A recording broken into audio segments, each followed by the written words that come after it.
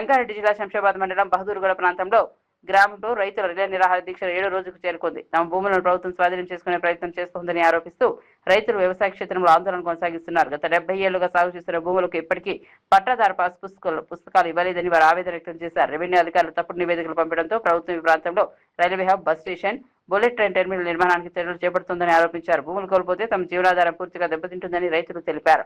వ్యవసాయానికి అవసరమైన ప్రభుత్వ పథకాల ప్రయోజనాలు కూడా అందడం లేదని వాపోయారు. తమ భూములను కాపాడుకునేందుకు చివరి వరకు పోరాటం కొనసాగిస్తామని స్పష్టం చేశారు.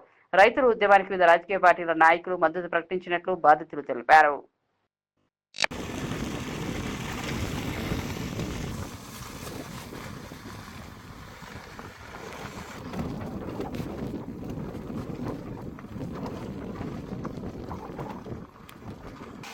వర్క్ చేసుకుంటూ కూడా వస్తే బాగుంటుంది. ఇంకా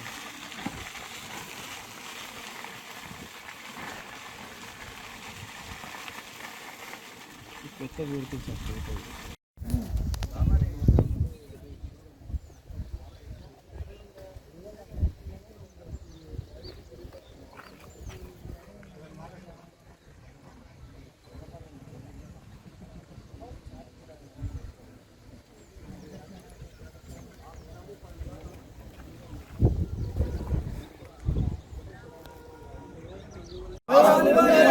పాస్బుక్ ఇవ్వాలి, ఇవ్వాలి, ఇవ్వాలి, ఇవ్వాలి, ఇవ్వాలి, పాస్బుక్లు, పాస్బుక్లు, పాస్బుక్లు బాదురుగూడ రైతులందరికీ, బాదురుగూడ రైతులందరికీ, బాదురుగూడ రైతులందరికీ